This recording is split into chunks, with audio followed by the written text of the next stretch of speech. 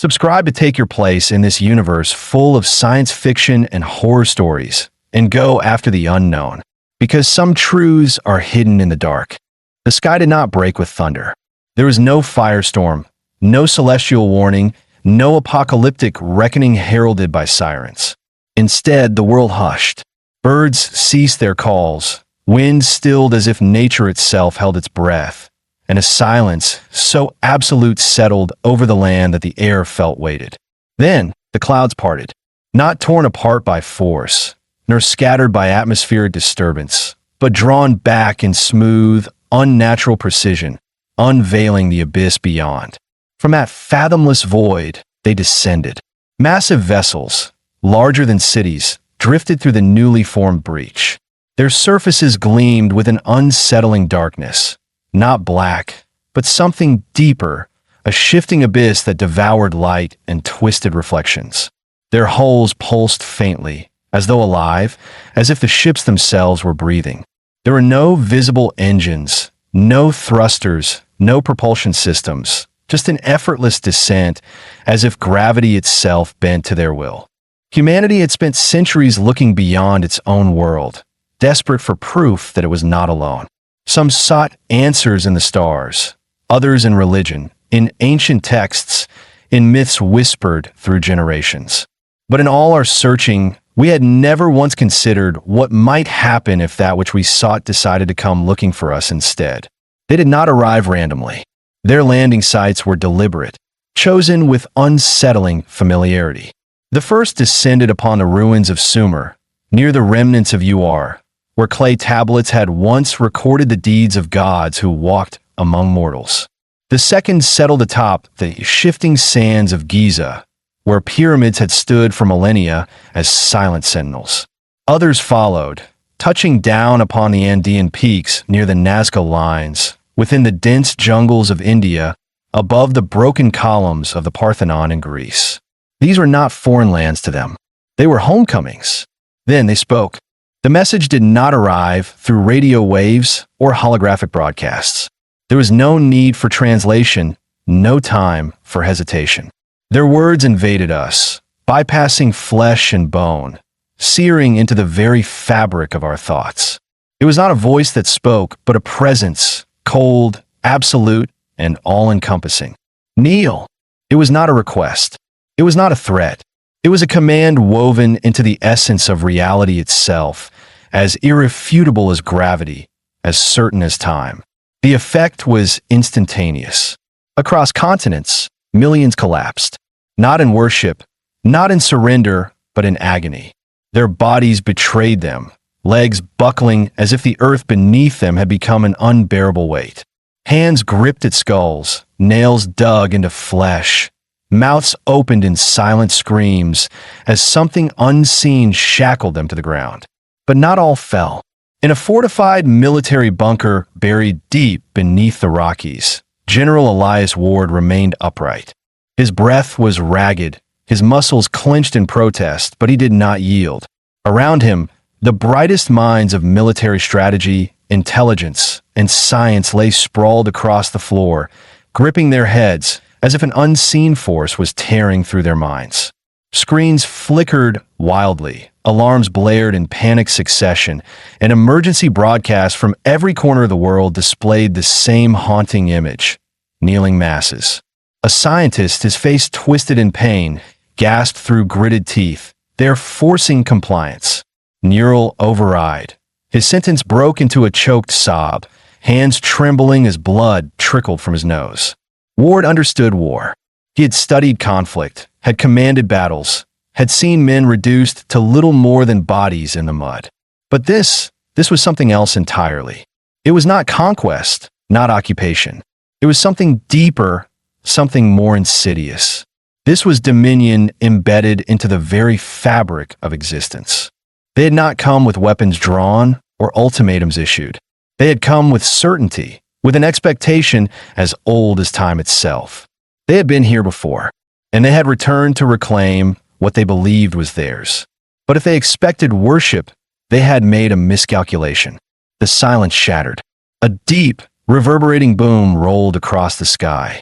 One of the monolithic vessels, previously untouchable, unchallenged, convulsed midair.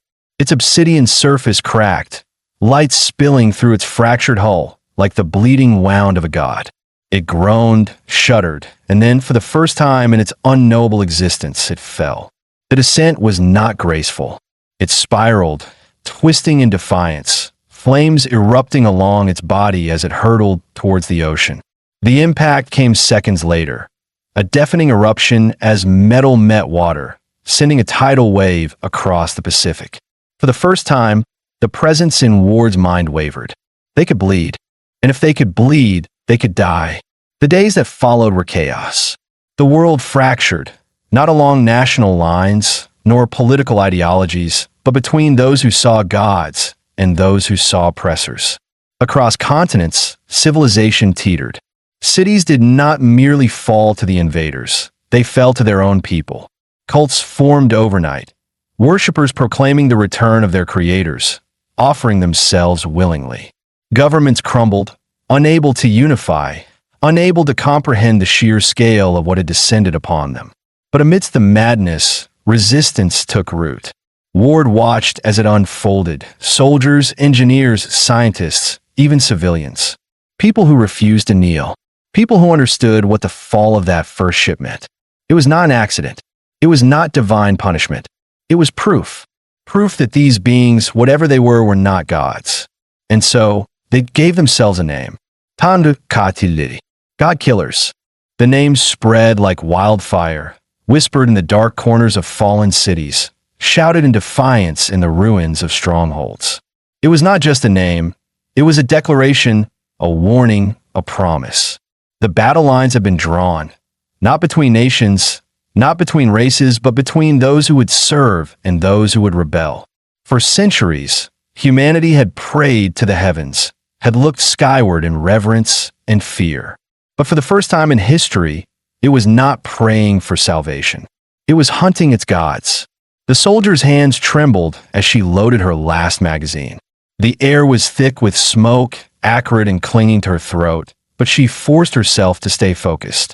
Istanbul's streets had become a battlefield, choked with debris and the bodies of those who had either fought back or had simply been too slow to kneel.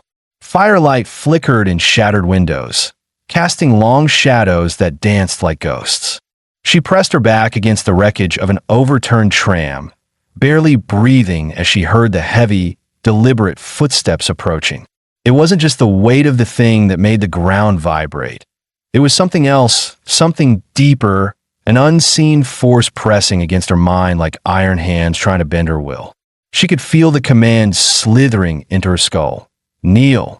The word wasn't spoken, wasn't even a voice, but something absolute, something that made the idea of resistance seem distant and impossible. But she resisted. She gritted her teeth, her knuckles white around her weapon. Her knees didn't buckle. Her spine didn't bend. The presence in her mind grew sharper, pushing harder, but she pushed back. Whether through sheer will or blind defiance, she stayed standing. Then she raised her rifle and fired. The bullets should have done nothing.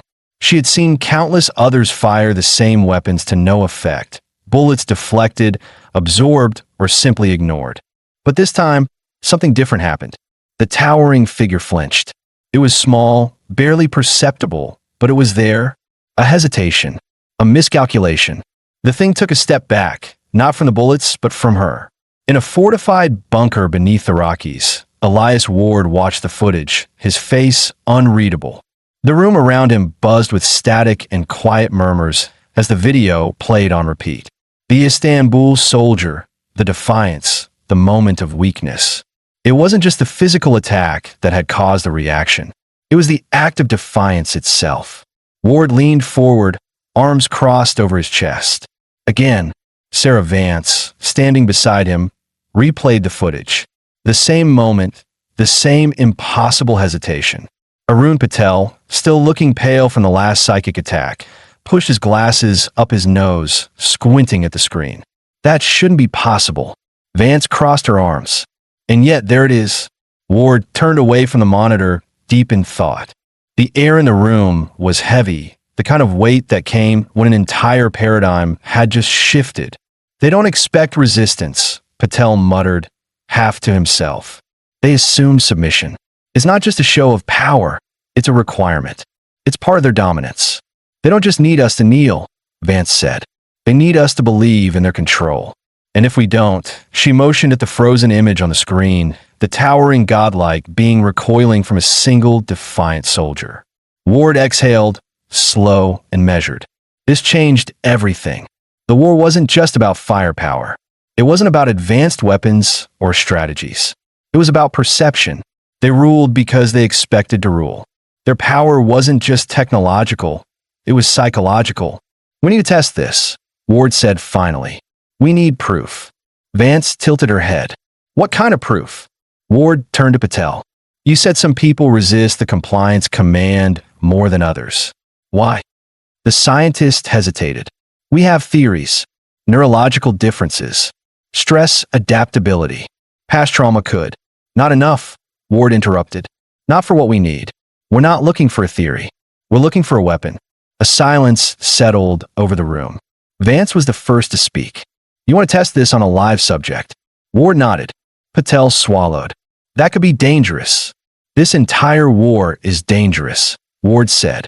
If standing against them makes them weaker, then we need to know how far that weakness goes. Can they be injured by defiance alone? Can they be killed? Vance exhaled through her nose, considering. We need someone who's already resisted. The screen behind them flickered, still paused on the image of the Istanbul soldier. Ward's expression hardened. Find her. Vance nodded and stepped away, already issuing quiet orders to the intelligence team. Patel still looked uneasy, but Ward ignored it. If this worked, it would be bigger than any weapon humanity had ever built. A soldier defying a god stepping back. He had always known there had to be a way to win this war. Now at last he had found it. Somewhere outside, the world still burned. But Ward no longer saw only the destruction. He saw something else, the first crack in the armor of gods.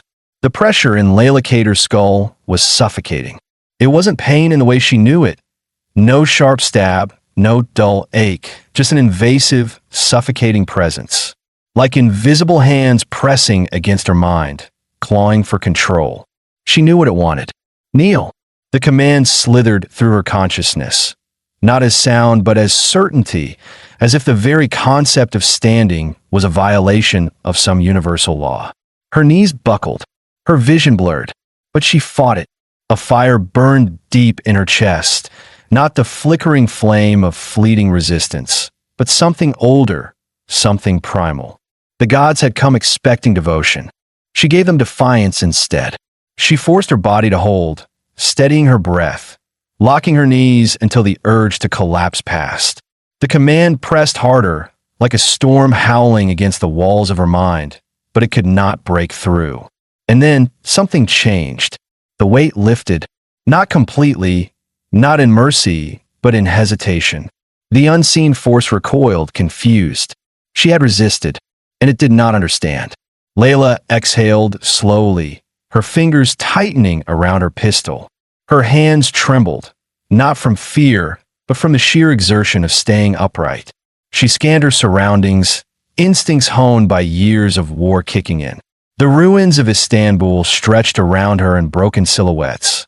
A corpse of a city still smoldering under the watchful gaze of the alien warships above. Their vessels hung in the sky like monuments, unmoving, unchallenged, unshaken. Until now, a shadow passed through the firelight, stretching unnaturally long against the rubble. The slow, deliberate gait of something not human. Layla pressed herself against the remains of an overturned bus, breath shallow. She had seen them up close before, towering, fluid in their movements, their forms shifting between the familiar and the impossible. She checked her sidearm. 2 bullets. Not enough. The thing came closer.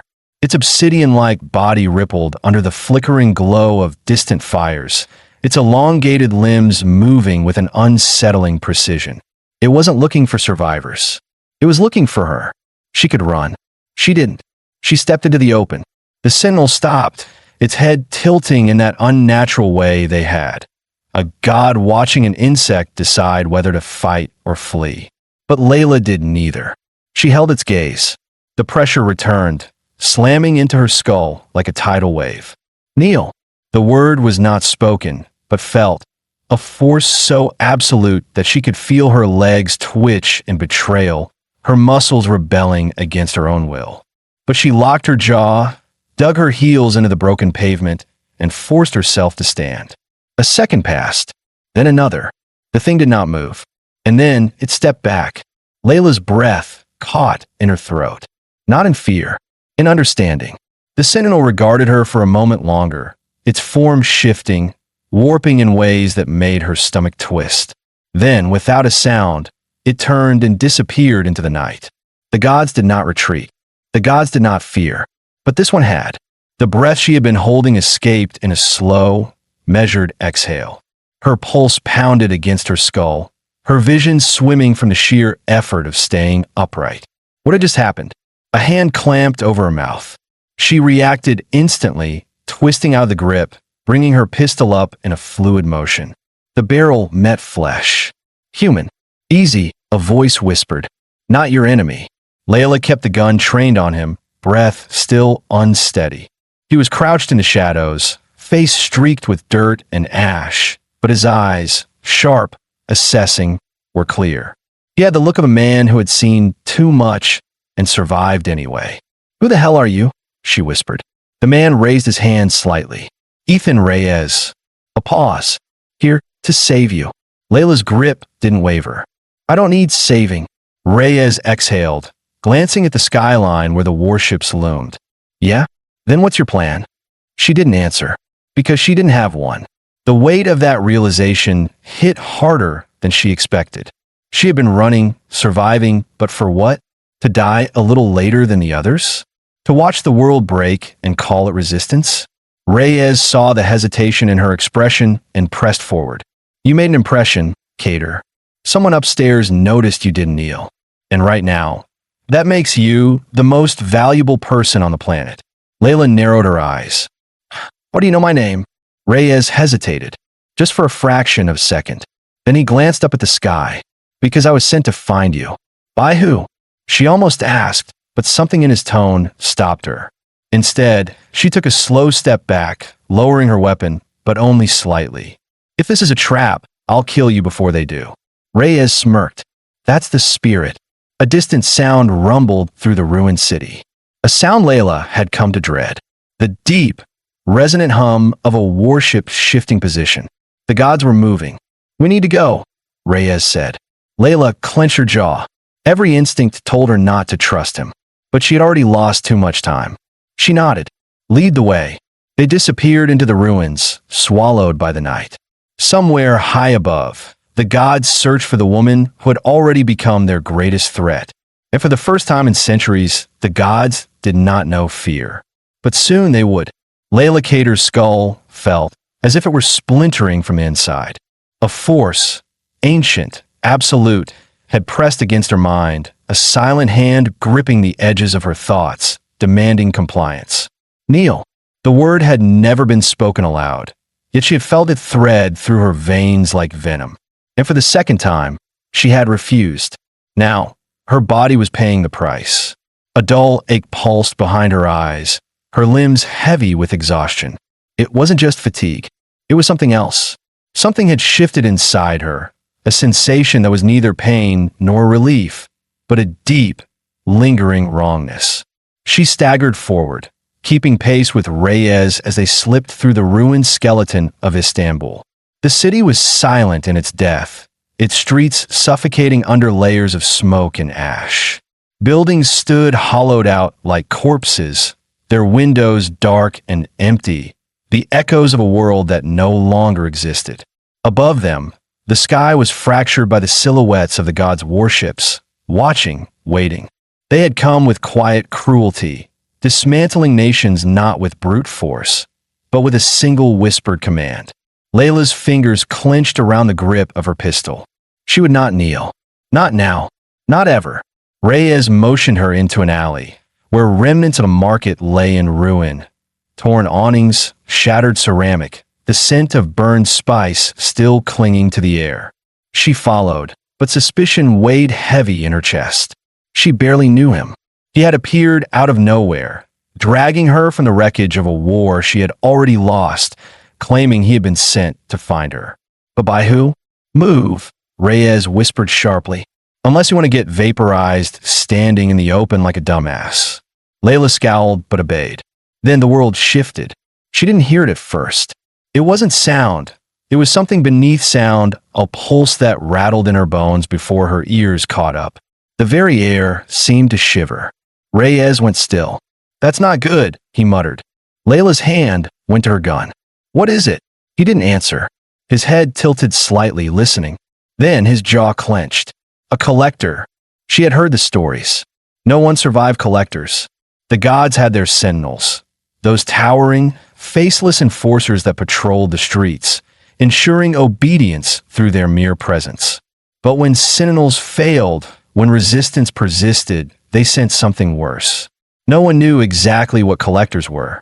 There were no clear sightings, no battle reports. Only abandoned cities left untouched, yet utterly empty. Entire populations simply gone. No signs of struggle. No bodies. Just silence. Layla pressed herself against the cold stone of a collapsed building, breath steadying. Reyes did the same. A shadow unfurled across the alley ahead, wrong in its shape. It didn't move like a body, didn't step like something with weight. It stretched too far, bending in ways that shattered logic, light warping around it as though reality itself was trying to reject its presence. Layla's pulse hammered against her ribs. She gripped her gun tighter, though some part of her knew it was useless. The collector moved slowly, tasting the air. The space around it rippled, the temperature dropping. The world itself seemed to pull away from it. Then Layla felt it, the extraction. It wasn't a psychic attack. It wasn't a command.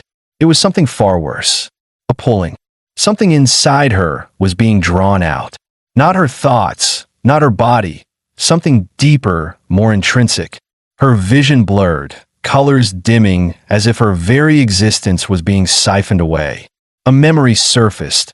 Her mother's voice, the scent of warm bread, laughter in the kitchen. It was slipping through her fingers, dissolving into something vast and cold. No, the thought burned through her mind like a blade, and suddenly the pull snapped. The pressure vanished. Layla gasped, her vision slamming back into focus. The collector froze. For the first time, it reacted. The space around it twitched, like a distortion in a broken recording. The air hissed, vibrating as though reality itself was correcting an error. The thing shifted, turning its faceless head toward her, considering. Reyes swore under his breath. Layla didn't think. She raised her gun and fired. The shot rang out, splintering the silence. The bullet should have passed through it. It wasn't solid. But as soon as she pulled the trigger, something in its form glitched, just for an instant, like a skipping frame in a corrupted video. Then it screamed, not in sound, not in vibration, a feeling. A raw, agonized wave of emotion flooded the air, pressing against her skull like 1,000 voices screaming at once. And then it shrank back. Layla felt it. Fear. The thing retreated. Reyes grabbed her arm. Run. They bolted, crashing through debris, feet slamming against broken pavement. Behind them, the collector shuddered, writhing unnaturally, its scream fading into a deep, pulsing hum. It didn't follow. It didn't chase them. Layla didn't stop running until they reached a narrow passage beneath the ruins of an old mosque. Only then did she collapse against a wall, chest heaving. Reyes sealed the entrance behind them, locking it with a series of heavy bolts before shaking his head. That wasn't supposed to happen, he muttered. Layla wiped the sweat from her brow. You mean us surviving? Reyes met her gaze. No, I mean it shouldn't have been afraid. Silence. Layla flexed her fingers, still feeling the echo of that pulling sensation. The collector had tried to take something from her. It had failed, and when she had fought back, it had hesitated. They're not invincible, she said quietly. Reyes exhaled, rubbing his jaw. No, and that scares them. Layla let the thought settle. For the first time since the invasion began, something felt different. The gods had controlled everything. They had erased cities, broken nations, enslaved minds. But tonight, Something had gone wrong for them. And if they could make mistakes, they could lose. Reyes checked his watch, then glanced at her. "We have 2 hours before we move. Get some rest while you can." Layla nodded, but she knew sleep wouldn't come. She had seen something tonight, something the gods had never meant for humans to witness. They weren't gods, and soon they would learn what it meant to fall. They would either kill a god tonight, or they would die trying. The sky over Istanbul churned with shifting, unnatural light. It pulsed, rippling with color like oil on water, bending and warping the space beneath it. The warships above did not move. They did not need to. Their presence alone had been enough to subjugate entire civilizations. But something had changed. Layla Kader could feel it. The air was charged, electric with anticipation. The gods were watching. They had sensed the shift, the breaking point, but it was too late. The humans below had not come to worship. They had come to end them. She crouched atop the ruins of a minaret, scanning the broken city. Below, survivors, engineers, scavengers, soldiers who had lost their armies, moved like shadows through the rubble, setting the final pieces of their plan into place. They weren't an army, not in the way wars had been fought before. But war had changed. Reyes adjusted his grip on the alien rifle, the weapon humming low and steady. It had been ripped from the hands of a fallen sentinel, rewired with human ingenuity, turned into something that could kill its own makers. He exhaled sharply. "We pull this off. You know what it means, right?" Layla didn't look at him. She kept her eyes on the distant warships, on the silent figures lurking at the edge of perception. "Yeah, we don't just kill them." Reyes' voice was quiet, like a man standing at the edge of something vast. "We change everything." Layla felt it too. This wasn't just a battle. It was a rewriting of history, a moment that would fracture everything that had come before. "Ready?" Reyes asked. "There's no being ready," she murmured. "There's just doing." The trap was already set, a weapon made of stolen knowledge, of mistakes the gods had never considered. Beneath the shattered remnants of the Hagia Sophia, a pulse of electromagnetic energy lay waiting. Something raw and primitive, something the gods had never accounted for because they had never needed to. Layla clenched her fists. Until now, the moment came in silence. The pulse fired. The air split open, a ripple surging through reality itself. The sky fractured. For the first time since their arrival, the gods staggered. Their towering warships flickered, their forms glitching, as if reality itself was unsure of their presence. The vast, unbreakable certainty of their dominion wavered. Then one fell. It did not explode. It collapsed, its impossible geometry breaking apart in the air, its form unraveling like a structure that had never been meant to exist in this plane of reality. It burned as it plummeted toward the earth, and as it struck, it screamed. Not sound, not anything human ears could process. Something deeper, something woven into the fabric of existence itself. Layla felt it. The gods were afraid. She didn't hesitate. Now, Reyes fired. The bolt of stolen alien energy struck a descending sentinel midair. The towering figure convulsed, its form splintering as cracks raced through its dark, glass-like surface. It fought to hold itself together, but the damage was too deep. It shattered. And then, all at once, the war truly began. Across the city, the resistance rose. They poured from the ruins, weapons charged with stolen power, striking at the moment of weakness they had been waiting for. The gods retaliated, their unseen force surging against human minds, but it didn't work the way it had before. They had relied on absolute obedience, but humans were defying them. Not just Layla, not just a handful of scattered survivors. Hundreds, thousands. The first god fell within minutes. The second, shortly after. The warships, once silent monoliths of power, began to retreat, their certainty unraveling. The sky itself seemed to shift, reality bending as the presence that had once pressed down on every living thing began to lift. Some of them saw the truth and ran. The rest wouldn't. By the time the sun should have risen, the sky was empty. The warships that had loomed over Earth for so long were gone.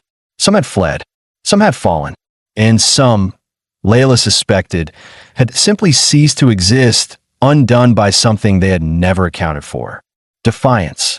She stood amidst the wreckage of a broken world, staring at the place where the gods had once ruled, and let herself breathe. Not in relief. Not yet, but in victory. Reyes stepped beside her, exhaling sharply. "You know," he said, voice edged with exhaustion, "I actually thought we were going to die." Layla let out a slow breath. "Me too." Reyes chuckled, shaking his head. "So what now?" She didn't answer immediately. Instead, she turned her gaze to the ruined horizon, where the first hints of dawn were creeping over the wreckage of a planet that no longer belonged to gods. The world had been shattered. Entire cities were gone. Millions were lost. But for the first time in human history, the sky was theirs again. "Now," Layla said, "we rebuild." Somewhere in the distance, an old radio tower crackled to life. A signal. Somewhere, someone was still fighting, still waiting. And for the first time in history, humanity did not worship the gods. They buried them.